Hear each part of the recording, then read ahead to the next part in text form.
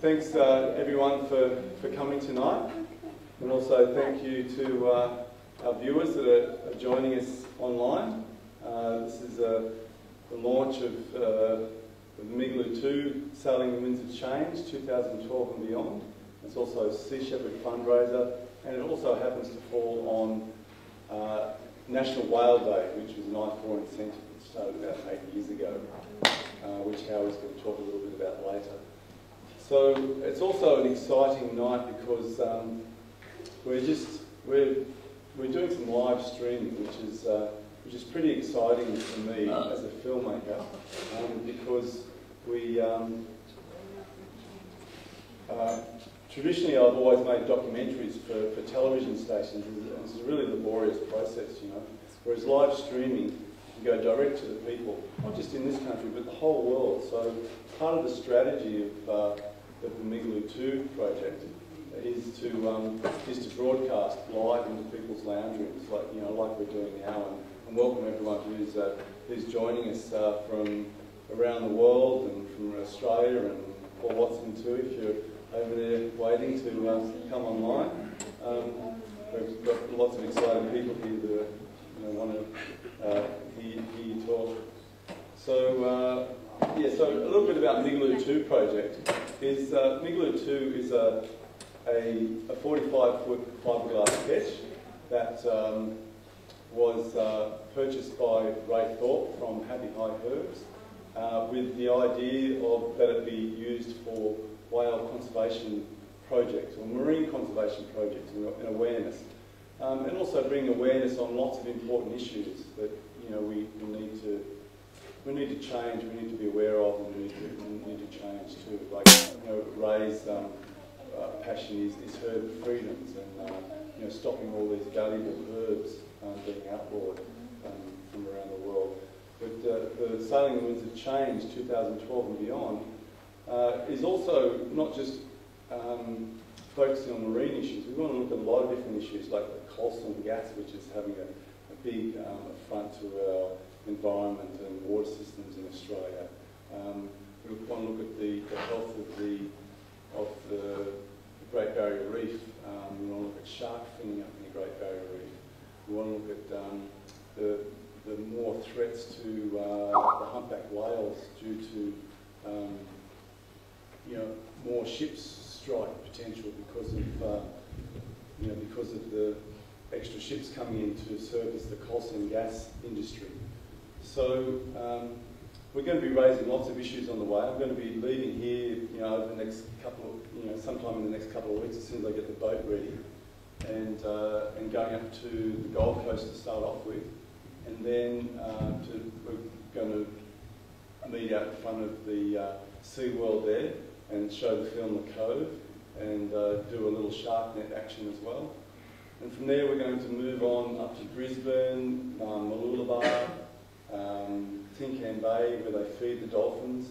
I want to show the Cove up there as well, and Harvey Bay, and then we're going to be hanging out a lot in Harvey Bay, doing lots of interaction with the whales up there. There's going to be quite a few boats in Harvey Bay this year, and we've been going up there for the last 8 years, and we've got quite a relationship with them, and it's an amazing experience being that close up with the whales. They come right up to you and listen to them through the hydrophone and everything as well. So, and from then on, I'm going to import hops all the way right up to Cairns to the solar eclipse up in Cairns in November. So, please get involved in the film, in the whole production, because you'll be able to follow the journey the whole way up through the migaloo2.com website, and also through the streaming as well. We'll be doing live streaming, and one of the ways that I've worked out to help to fund the project is that people subscribe to the streaming service. So if you subscribe, say it's going to be $10 a month, then you can get interactivity with the production that we're doing. Like, for example, if we're interviewing Paul Watson or Michael Franti or Bob Brown or whatever, and we're streaming that live, you'll be able to come online and ask questions, and you know, if you've got a webcam, you can get involved as well. So there's a way that you too can be on the journey on Migaloo too as well, you know, through cyberspace and pass that information on as well. So you know, and at the moment too, you know, we're still trying to raise some money to, you know, get a few essential things for this journey. So if you go to Migaloo too, you can see I've set up a crowdfunding site there as well. This is all about grassroots participation here, you know, and trying to get support from grassroots level. So you go on there and, you know, you can give a donation and you get something back for it as well, like a download of a whale song or some CDs, or, you know, right up to sponsorship and time on the boat. So check it out.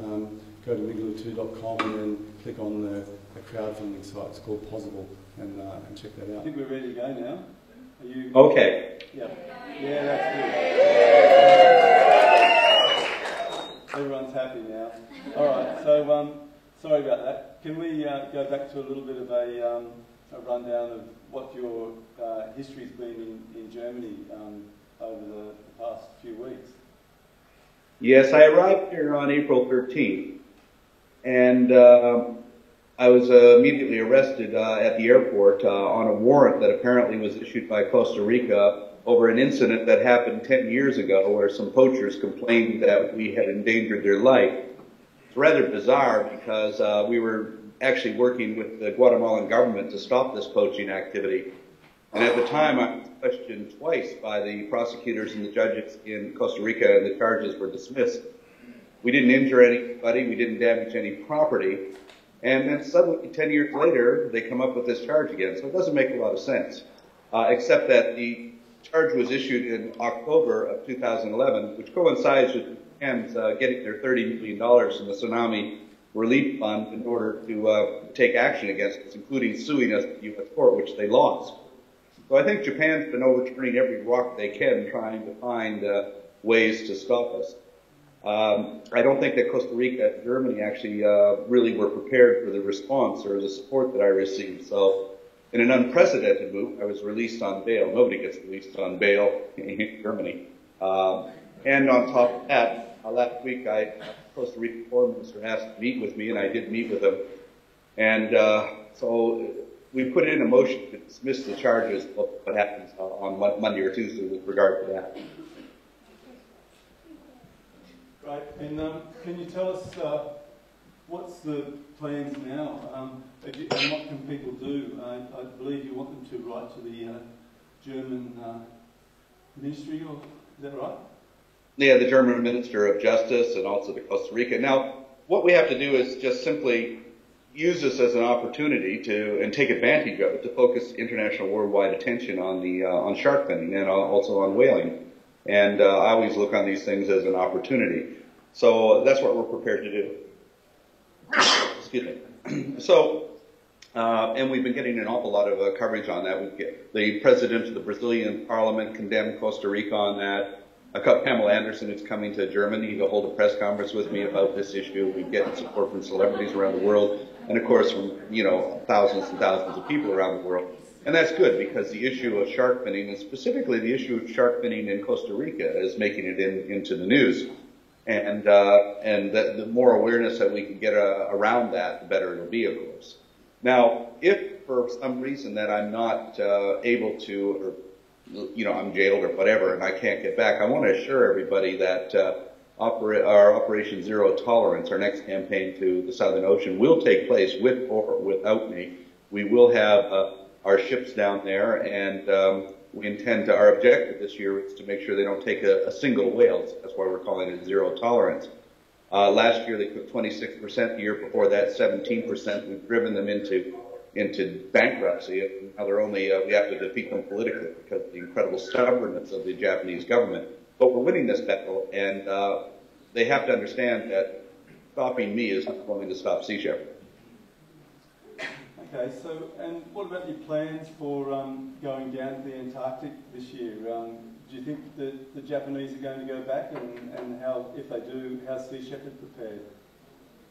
The Japanese have indicated that they will be returning. Our vessels are all in Australia and ready to go back. We'll have a crew of probably 120 people, 4 ships, 2 helicopters, And I'm pretty confident that we'll be able to block them, chase them, and again, have a significant impact on their profits. Our objective is to make sure they don't kill any whales, but we will certainly make sure that they don't make any profits.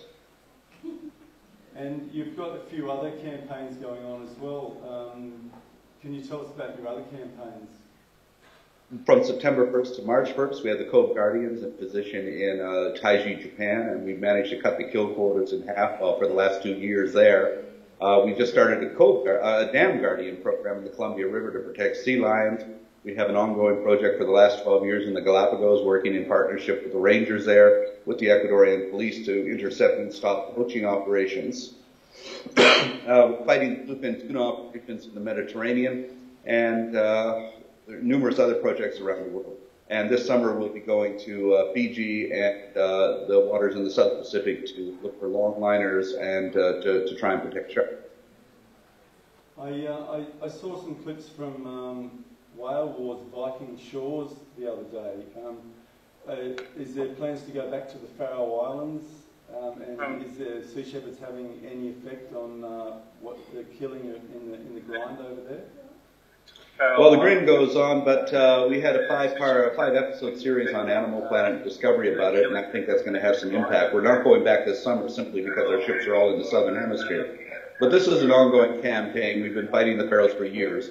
I look on these things as just very protracted, whether you're stopping the seal hunt in Canada or Namibia or the grind in the Faroes or the whaling in the Southern Ocean. We all have to be prepared for a prolonged conflict, year after year after year, wearing them down. Affecting their profits, hurting them politically. These are all very long and intense conflicts. So we'll be fighting the Faroes for some time, but we certainly have brought the issue of the grind and the slaughter of the pilot whales to international attention with those 5 episodes of Animal Planet, and we'll see what kind of impact that had. We're also putting pressure on Denmark because the killing of the whale is legal under union regulations. The Faroes, as they're exempt from those regulations, they receive millions and millions of dollars in subsidies from the EU. Our argument with Denmark is that if you're going to provide subsidies with the Faroes, they should abide by EU regulations. Okay, so just on a philosophical point, humanity's in a fairly crisis point at the moment. Do you have much faith that we're going to get through this? Because there's so many ecosystems collapsing around the place. It wouldn't be hard to take a pessimistic point of view that we're all going to die.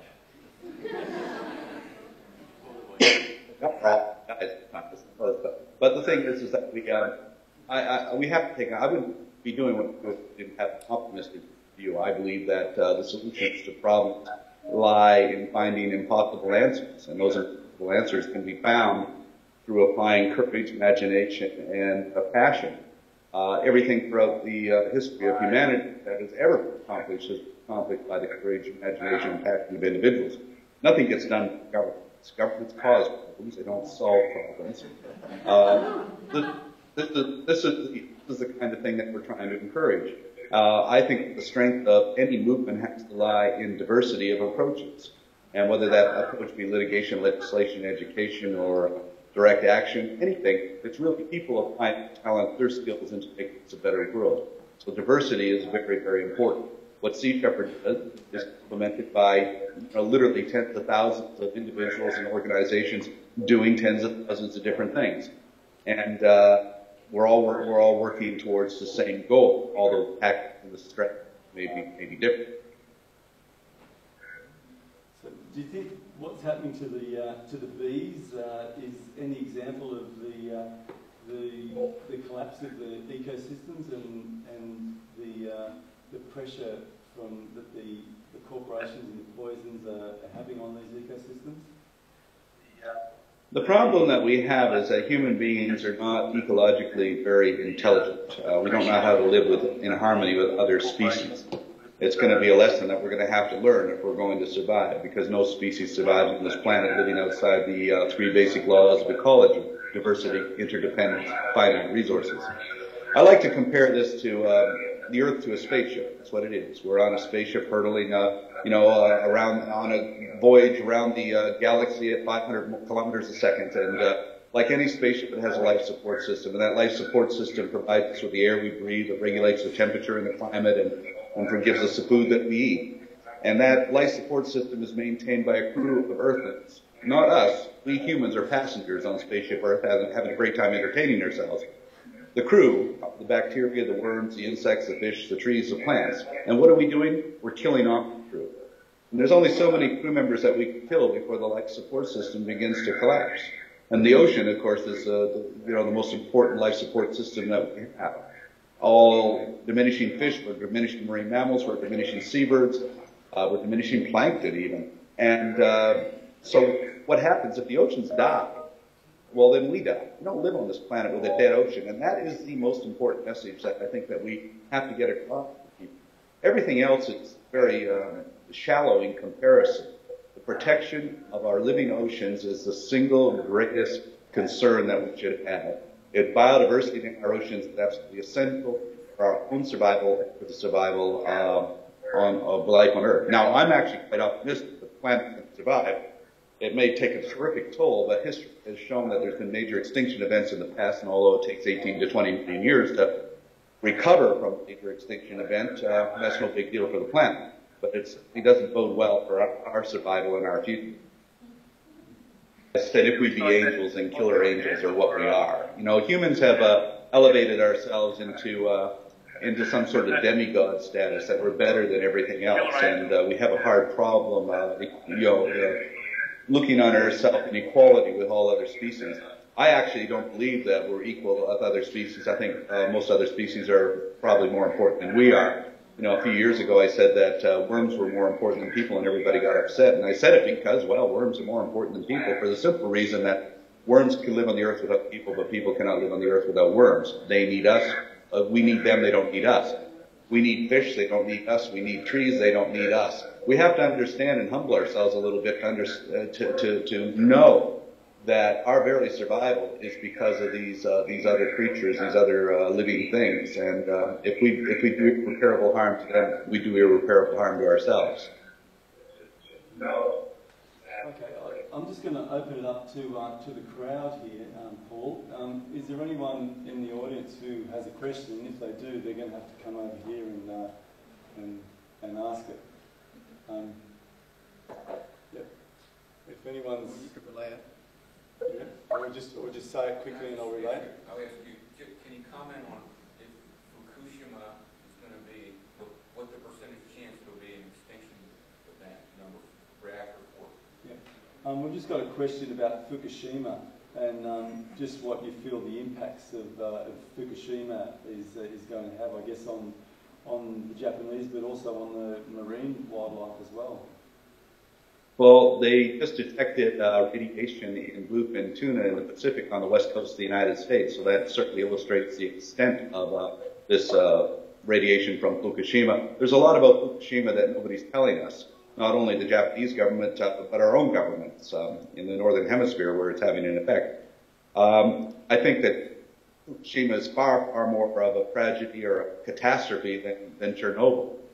But they're covering it up very well. I mean, the Japanese government has lied to their own people for decades, and now they've elevated that lying to the point where even the Japanese people are saying, look, this is just not right. Something's wrong here. You're lying to us. And for the first time, I think the Japanese public is beginning to question its government, but it may be too late. I think there's going to be incredible consequences from Fukushima. And they still haven't learned their lesson, and the uranium is still being pumped out, and the nuclear reactors are still being built. Here's the thing about it. Everybody keeps promoting it. The corporations keep promoting nuclear energy as a clean, carbon-free energy source. And if anything not, what they don't take into the equation is the fact that to produce uranium takes 1,000 tons of pitch blende ore to make 1 ounce of uranium. And the mining, the processing, the transportation of that uranium ore into uranium is an incredible emission of carbon, much more so than even coal-fired generating plants. They just simply ignore that part of the equation because there's so much money that's involved in this. The the nuclear reactor is dirt. And that's the big lie that these governments have been perpetuating. Just still on Japan, what are the forces in the Japanese, either parliament or fisheries department or whatever, that it keeps promoting whaling? I mean, they must be getting such a bad international rap about whaling. And you hear lots of voices in Japan saying that they should stop because it's getting a bad international reputation. What's the main force pushing whaling? It's a complex thing. First of all, you know, they give these golden parachute jobs to bureaucrats from the Japanese government, and of course the ones that are working from the Institute for Cetacean Research. If they end whaling, these guys are going to lose their big pushy jobs that were given to them. Second of all, the Japanese believe that if they give in on whaling, they're going to have to give in on bluefin tuna and the other fisheries that they're decimating. And their whole policy is don't give an inch on anything. Stand ground. They also believe that by operating commercially in the Southern Ocean, that they have their foot in the door for the future economic exploitation of Antarctic resources. They're the only country that's actually profiting from Antarctic territorial waters. And whenever the treaty is over and is up for renegotiation, they would be able to say, look, you know, we were here first. And, you know, I believe that in the next few decades, there's going to be a war over Antarctica, over the cobalt and the coal and the oil and all of the resources that are available down there. It's the last unexploited continent. And everybody wants a piece of it. And Japan certainly wants a piece of it, very much so. So that's another indication there. Last September, the Prime Minister of Japan said that they weren't going to surrender to Sea Shepherd, which I find absolutely incredible that this big economic superpower is treating our little organization like we're some sort of nation that they're at war with. But they're extremely stubborn, and there really isn't really much demand for whale meat anymore. But I think what we want to do is to keep everything active, because they believe in the future they'll be able to resurrect full-scale commercial whaling. And they want to make sure that they lose their training and their vessels and and the whole infrastructure around whaling in the meantime while this moratorium is going on. And the moratorium, of course, has been there since 1986, not that anybody would notice. So I believe some of the money that was raised for the tsunami relief was used to try and keep you guys off their tail down in Antarctic last year. That's pretty good, isn't it? They allocated $30 million from the tsunami relief fund specifically to provide security to protect their whaling fleet, and that money has been used for security on their vessels, also for litigation against Sea Shepherd, and also for public relations campaigns to support what they're doing. Although I think they've been failing on all three fronts. Okay. Well, thank you very much for joining us tonight. It's been a great treat to have you in Byron Bay again, even just through cyberspace. We've got a few very happy faces here. So thanks very much for joining us tonight.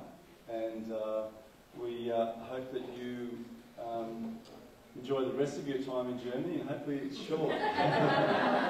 Well, I'd actually rather be in Byron Bay than Frankfurt, but I'd have to make do with it. I have to say that the German people are very, very supportive. It's been overwhelmingly supportive here.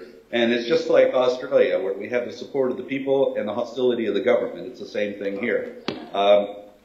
Governments always support the corporations and each other before they do the wishes of their own people. No different there, no different here.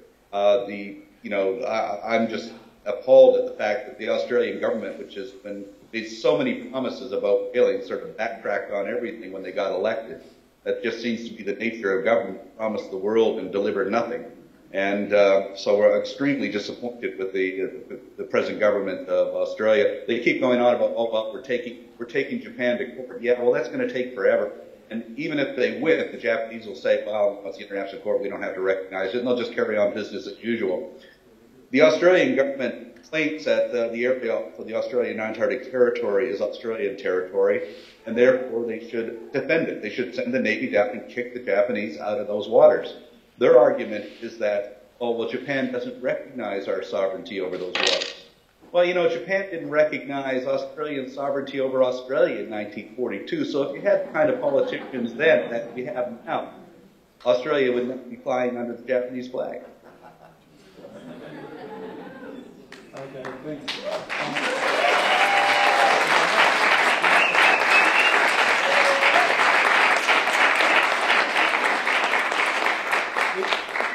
We could sing him a song. What do you reckon? Paul? Yes. We just, Howard just had this great idea that we'd sing you a song. So, if you want to just...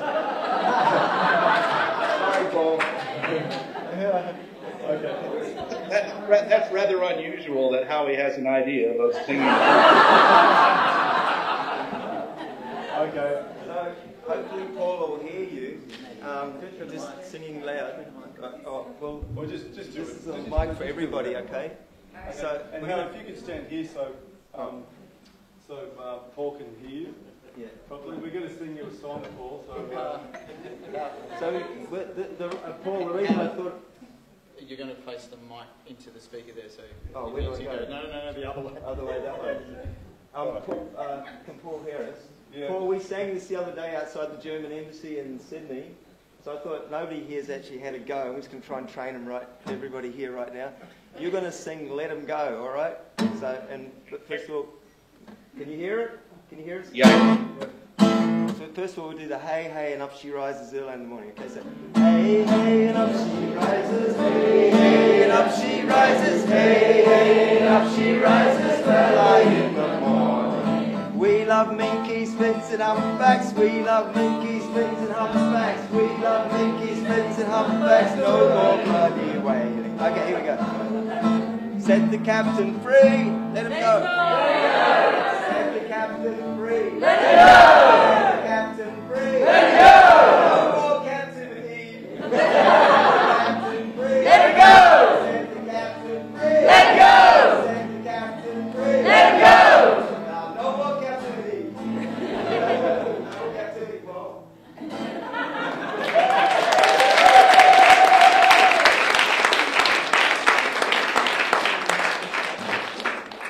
Thank you, Howie. Thank you, everybody. Thank you. See you later.